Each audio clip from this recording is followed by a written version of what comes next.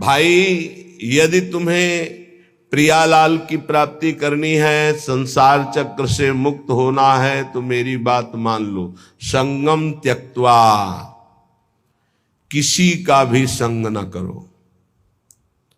भगवत प्रेमी महात्मा ये किसी में नहीं आते हैं, ये तो जब प्रभु द्रवित होते हैं, कृपा करते हैं, तब ये संग मिलता है।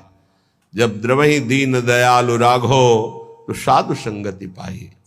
या कहें अन्य किसी का संग नहीं, या तो असंग और या भगवत व्रत धारण करने वाले महात्माओं का संग। ये बड़े बड़े महापुरुषों के आदेश हैं। एकस चरण रास चित्त मनंत्री से युंजीत तद वृत्ति सुसाधुश्चेत प्रसंगा।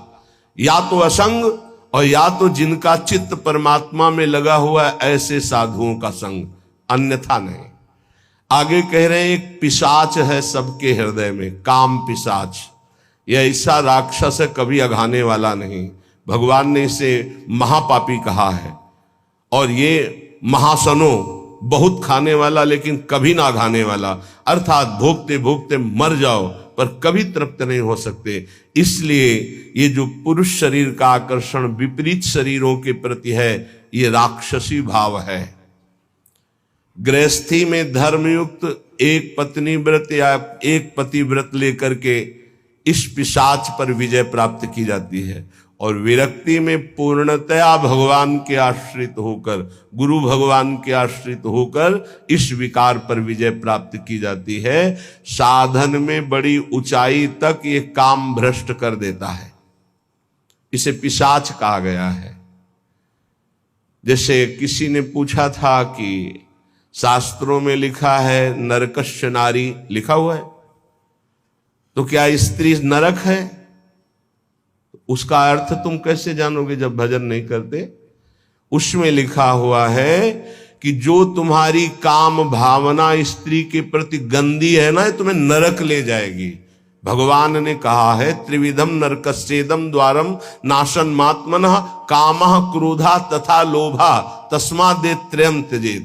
तुम उनमें मां भाव, देवी भाव ये नहीं कर सकते हो। तुम उनमें भोग्य भाव करोगे तो नरक पहुंचोगे। ये लिखा है नरकश्य नारी। जो नारी के प्रति काम भोग की भावना से देखता है सब माताओं बहनों की तरफ, उसका नरक जाना निश्चित है। अशुभ गति को व्यभिचारी प्राप्त होता है। जो शास्त्रों की भाषा को नहीं समझते वो शास्त्रों के प्रति अंगुली उठाने लगते, उसमें ऐसा लिखा है। ये बड़े बड़े देशभक्त, बड़े बड़े भगवत भक्त इन्हीं माताओं से प्रकट होते हैं। हमारे भाव को पिशाच कहा गया है। ये देखो, पिशाच चढ़ जाता है तो कैसा राक्षस होता है, कैसा व्यवहार करता है। उस सृष्टि में आप आंख खोल के देख लो, मनुष्य कोई ऐसा कर सकता है? राक्षस करता है, पिशाच करता है। ये काम पिशाच है। ये चढ़ जाए तो पूज्य और जिनका हम रक्षण करना चाहिए उनका शोषण प्रारंभ कर देता है। ये ऐसा नीच है, भगवान बचावे। बहुत ही पापी है, बहुत ही खाने वाला, कभी ना घाने वाला, इसलिए इसको कहा गया है। जहां कोई अर्थ भावना को नहीं समझ पाता है वहां शास्त्र पर अंगुली उठाता है। जैसे इस श्लोक को अगर साधारण शब्दों में लिया जाए और उसका उत्तर दिया, गलत हो जाएगा। संगम त्यक्त्वा स्त्री पिशाच्याः, इसका भाव है स्त्री के प्रति जो काम भाव तुम रखते हो पिशाच भाव है, तुम्हें राक्षस बना देगा। इसलिए भगवत प्रेमी महात्माओं का संग और असंग और विपरीत शरीरों के प्रति काम भाव का चिंतन, ये तुम्हें राक्षस बना देगा। राक्षस जो अपनी ही केवल वासनाओं की पूर्ति चाहता है, वो जैसे भी हो उसे राक्षस कहते हैं। समस्त वासनाओं पर सम्यक प्रकार से विजय प्राप्त किए हुए महात्मा को भगवत साक्षात्कार होता है। जिसे एक बार भगवत साक्षात्कार हो जाता है, वो जिधर देखता है उधर वही दिखाई देते हैं। रूप छके घूमत रहे तन को तनिक न भान, नारायण दीर्घ जल भाई यह प्रेम पहचान। ऐसा थोड़ी कि तुम बोल दो कि मैं डॉक्टर हूं तो डिग्री है तुम्हारे पास, चलो ऑपरेशन करके दिखाओ, सम्यक रूप से तब माना जाएगा। ऐसे ही तुम भगवत साक्षात्कार की हो तो काम क्रोध लोभ मोह मद मत्सर इनके विजेता होगे, मान अपमान निंदा स्तुति इनको समान समझने वाले होगे। तभी कह रहे सम्यक रूप से समस्त वासनाओं का मूलच्छेद करके जो दैव के द्वारा प्राप्त प्रारब्ध के द्वारा प्राप्त शरीर पोषण को करते हुए देह यात्रा का निर्वाह करते हुए रात दिन भजन करता है, उसके हृदय में प्रेम प्रकाशित होता है। फिर ध्यान दीजिए, संगम त्यक्त्वा, समस्त संगों का त्यागी कहां से होता है? भगवत प्रेमी महात्माओं के संग से। सर्व संगो पहो ही माम, संतों का संग सब संगों का त्याग करा देता है। फिर कह रहे स्त्री पिशाच्याहा, ये जो पिशाच भाव राक्षस भाव माताओं बहनों के प्रति या प्रतिकूल शरीरों के प्रति भोगने का है, ये तुम्हारी दुर्गति कर देगा, इसका त्याग करो। सम्यक रूप से समस्त वासनाओं का मूलच्छेद करके देह निर्वाह के लिए जो भगवत विधान से होता है उसको महलों में रखे चाहे झोपड़ी में वास दे, कोई इच्छा नहीं, ऐसी देह यात्रा का निर्वाह करते हुए वो महापुरुष भगवत साक्षात्कार के योग्य हो जाता है, उसके हृदय में प्रीति प्रकाशित हो जाती है। ना कुरु ना वद, ना कुरु ना वद किंचित विस्मराशेष दृश्यम, स्मर मिथुनम महस्तद गौरनीलम स्मरार्तम, बहुजन समवायाद दूरमुद्विजया ही प्रिय निवसस्तु दिव्य श्रील वृंदावनांत। ऐसा कुछ मत कर कि तू फंस जाए।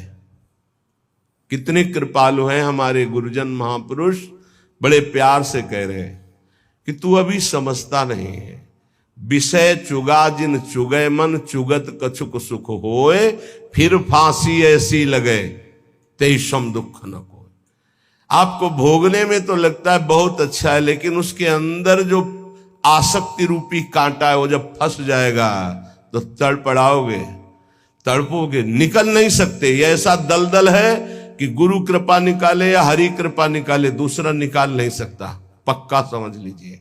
जानते हुए भी कि ये गलत है, नहीं करना चाहिए, आप वही करोगे। यदि आपके हृदय में गुरु चरणों का आश्रय और नाम जप नहीं तो तुम्हारी ताकत नहीं कि तुम रुक जाओ। कह रहे ना करो, ऐसा कुछ मत कर कि तू फंस जाए, फिर निकलना मुश्किल हो जाए। श्री जी की कृपा ही निकालती है, ये पक्की बात समझ लो। श्री जी की कृपा निकालती है। जो भरोसे पे है वो कभी डूब नहीं सकता। जो गुरुजनों का भरोसा लिए वो कभी नहीं डूब सकता है। विश्वास रखो, चाहे जितना पतित हो गया हो, चाहे जितना नीचे गिर गया हो, एक दिन वो चमकेगा। जैसे नाव बहुत बढ़िया है लेकिन खेवैया नहीं है, तो नाव जर्जर हो और खेवैया चतुर हो तो निकाल ले जाएगा, विश्वास करो, निकाल ले जाएगा। माना आप साधनहीन बहुत पतित हो, लेकिन गुरुदेव का आश्रय ले लिया। बहुत बड़े महापुरुष श्री संत पलटू जी बहुत बड़े नाम जापक रहे, बहुत बड़े नाम जापक, रात दिन उनके हृदय में नाम चलता। पूज्यपाद उड़िया बाबा जी विशेष आदर करते थे श्री पलटू साहब का। वो कह रहे नाव मिली केवट नहीं, कैसे उतरे पार, कैसे उतरे पार, पथिक विश्वास न आवे। महापुरुषों के वचन बहुत ध्यान से सुनिएगा। नाव मिली केवट नहीं, कैसे उतरे पार, कैसे उतरे पार, पथिक विश्वास न आवे, लगे नहीं वैराग्य